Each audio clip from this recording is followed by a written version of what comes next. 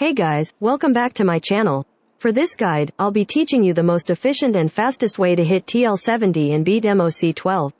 Before we start, do you have a character or Litecoin in the game that you really want, but you don't have enough StellarJades? Fortunately, lootbar.gg allows you to buy StellarJades at a discounted rate for all regions. Lootbar is one of the fastest and most reliable recharging platform with attractive discount rates.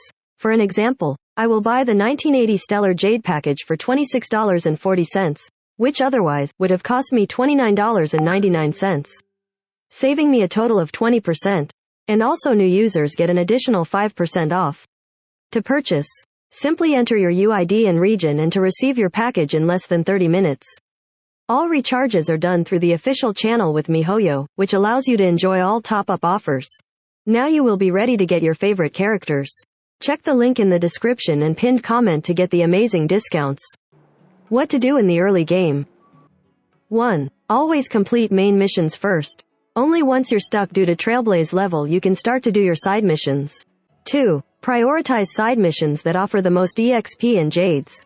3. The starting 3 worlds each have a store. Make sure to redeem everything you need to speed up your progress. To buy out everything, you will have to complete and collect all the side missions and chests. 4. Once you reach Penacony, make sure to complete quests by finding all origami birds to redeem your free Litecoins.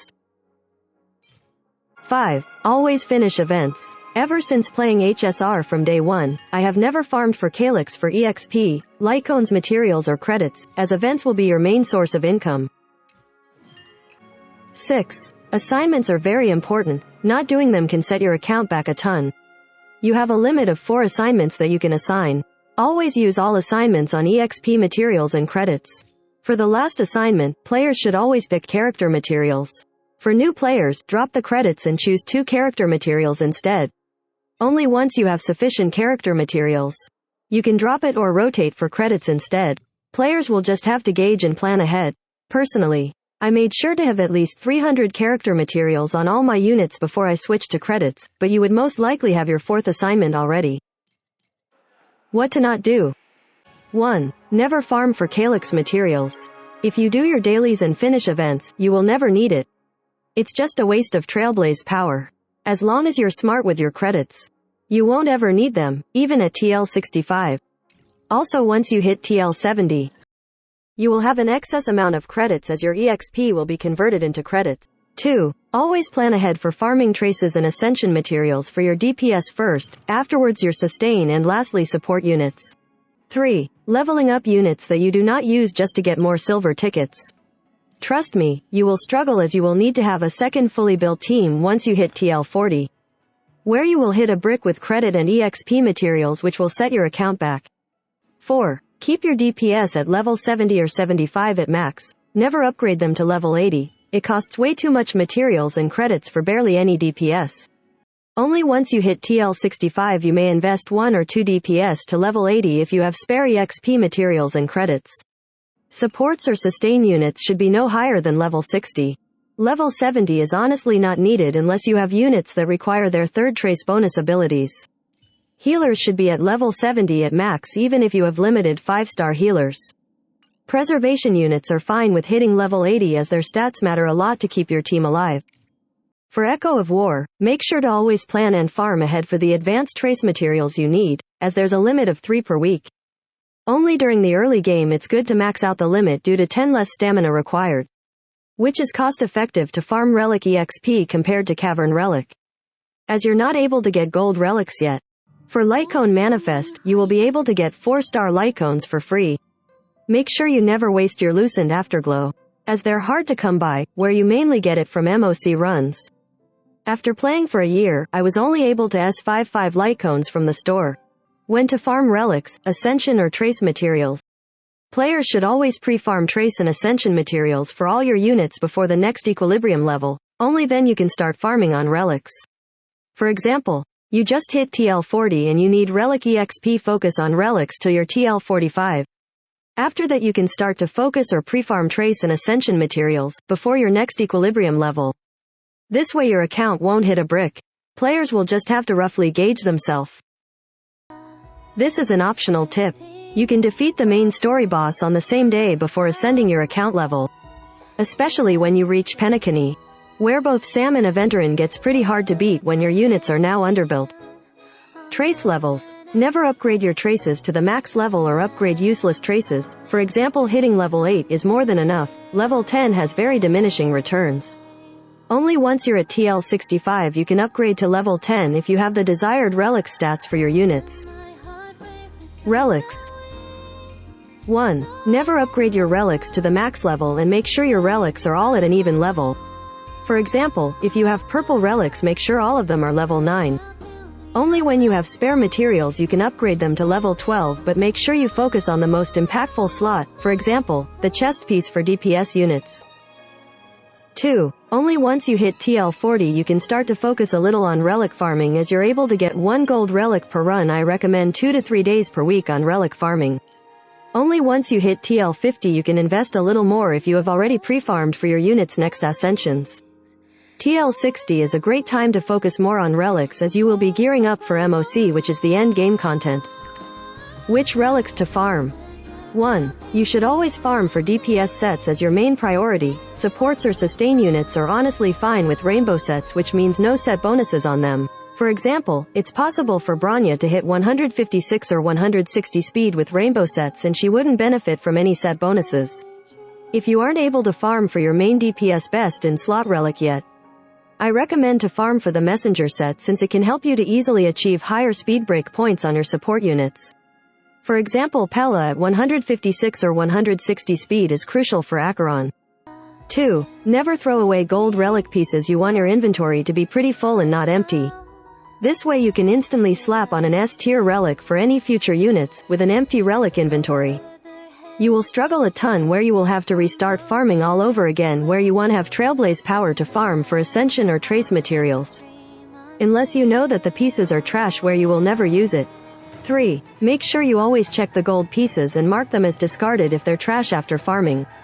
This way you won't have to suffer when you need both relic materials or EXP. Best way to get as much Jades as possible.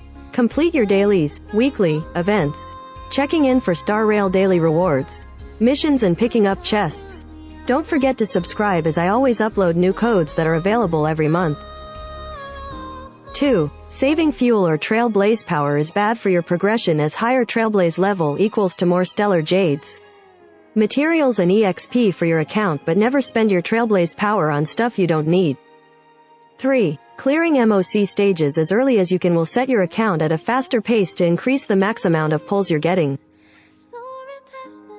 4. Never use your Undying Embers credits on useless stuff, as you're able to get free pulls. Make sure you always buy out both the silver and gold tickets. Only when you have an excessive Embers credits you may spend it on the stuff you need.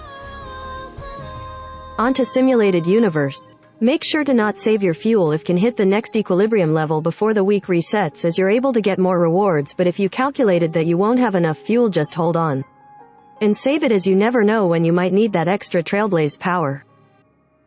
Second tip is to never exchange Herta bonds for silver tickets. Always make sure to double check when you're exchanging for Lightcone, as the position for the Lightcones can swap.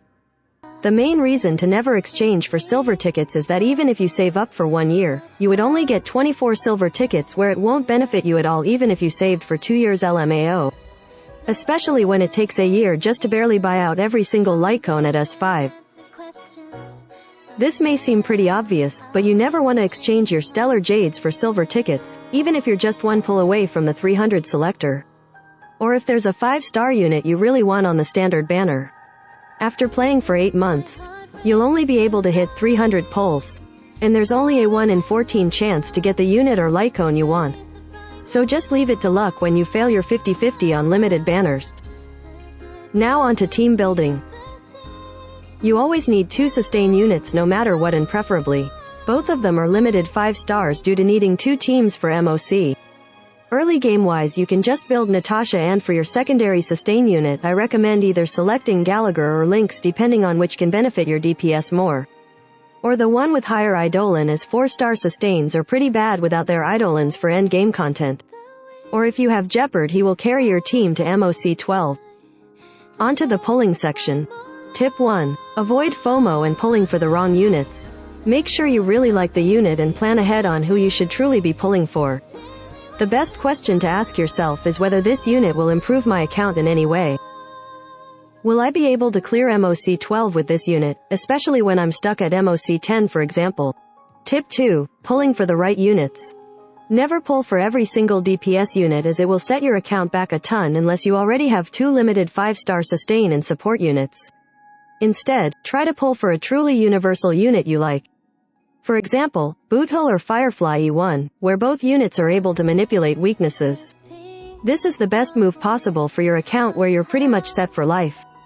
For the right sustain or support units you'll have to plan. For an example, Aventurine excels at FUA teams, especially with Topaz together with Jade. Fuxuan is the most universal and the 12% crit rate buff allows you to run a crit damage body on any DPS units etc. Tip 3. Pulling for Eidolons or signature light cones will 100% set your account back unless you're willing to spend money on this game. I literally have a friend who has been playing for a year. He has more limited 5-star units than me, and every signature light cone, yet he can barely clear MOC 11 till this date. The reason is that he doesn't speed tune his team and only aims for god tier relics on his DPS. A fully 5-star team comp with decent relics is way more beneficial, which can set your account way ahead. Also, signature light cone may not guarantee you that one faster cycle clear. Hence pulling extra may not be the best move, when we have a 10 cycle limit to get 3 stars. After all, this isn't Genshin where your weapon affects your unit design and Star Rail has a ton of F2P light cones. The only reason to pull for light cones is when, for example, Acheron, and if you do not have good night's sleep well, her DPS falls off a shit ton. Though if you lose to RNG you're pretty much guaranteed their second best in slot light cones at S5, but now you're contemplated on pulling for their SIG LC anyway since it's guaranteed. Tip 4. Trust me, most players will fail to get their first signature light cone even with a 75% chance. Pretty sure Hoyo rigged it. If you didn't lose your first SIG LC, you're really lucky. Tip 5. Not gambling. Pity on banners always carries on to the next banner no matter what. So it's fine to gamble on a unit you really like with 10 to 30 pulls, if you don't get it. Stop pulling and wait for the next unit that you want. You never know if you will get lucky or not. Especially for some banners. A perfect example is both Luocha and Aventurine banners, where most players got them within 10 to 30 pulls.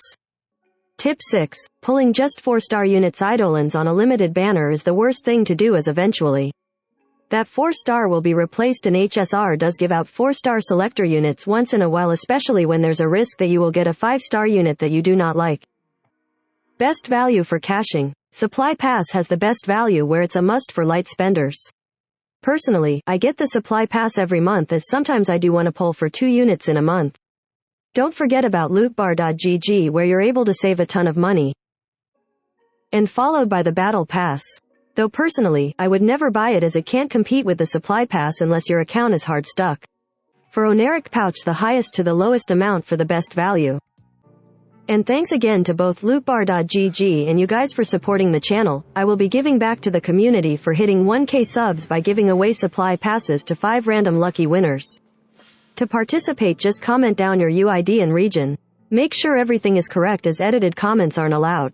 There can only be 1 submission per account or person. Submission date is from this video till the following day.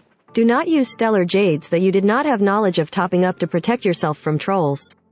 I will personally reply to your comment to let you know that you have won. Do leave a like and sub if you found this video helpful. If I missed any tips, do comment down below to help out new players. And that's it for this guide.